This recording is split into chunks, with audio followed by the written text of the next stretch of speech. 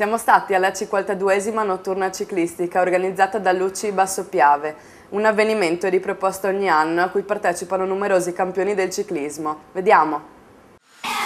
L-U-V, Madonna, Y-O-U, you wanna? I see you coming and I don't wanna know the name. L-U-V, Madonna, I see you coming and you're gonna have to change the game. O-U, you wanna? Would you like to try? Give me a reason why. Give me all that you got. Maybe you'll do fine as long as you don't lie to me.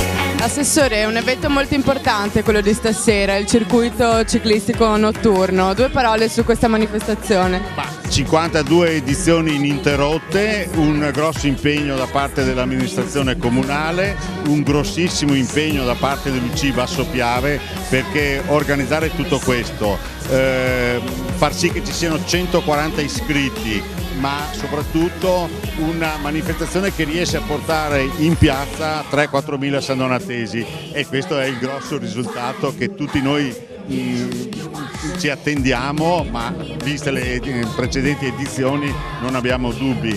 Al di là della TV, al di là del clima, insomma, per una serata si sta bene anche in piazza, e il successo che è andato consolidandosi è il fatto che questo circuito ogni 3 minuti e mezzo, 4 minuti si vedono i corridori passare, e i traguardi volanti danno anche sprint a questa corsa, per cui è un continuo susseguirsi di emozioni e vale la pena di viverle.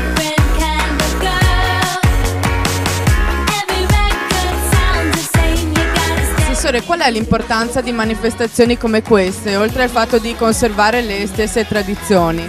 Al di fuori delle tradizioni è anche per dimostrare alla nostra città che è una città viva, sia non solo per il ciclismo ma per tanti altri sport, e questo è dare la possibilità ai nostri concittadini di ammirare, di vedere questa sera questa corsa meravigliosa. Ma non la tradizione, oggi le tradizioni è bello mantenerle, però è anche bello far divertire la gente, perché a San Donà è una città che ha sfornato dei campioni.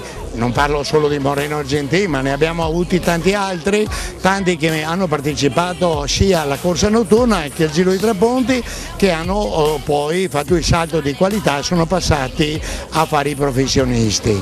Lei è un importante campione di ciclismo di origini sandonatesi. Quali sono i premi più importanti che ha vinto nella sua carriera ciclistica?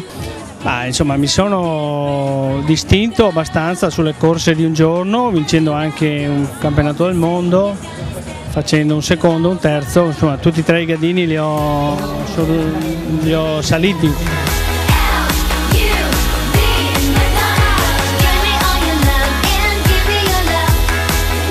Lei è il direttore di gara, come si sta svolgendo questa manifestazione ciclistica? Quante sono state le adesioni? Le adesioni sono state molte per il tipo di manifestazioni. Sono partiti in 97, mi sembra, erano iscritti in 139, è un numero giusto per questo tipo di manifestazione, circuito cittadino, così una cosa veloce, è una festa più che altro.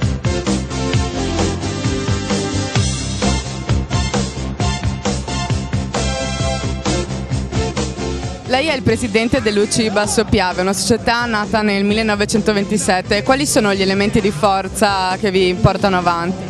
Gli elementi di forza è il gruppo. Abbiamo un forte gruppo che è sempre vicino a me, che mi sta dando una mano, mi dà il coraggio di continuare, di andare avanti, e mi promette anche per il prossimo anno che saranno qui presenti con noi.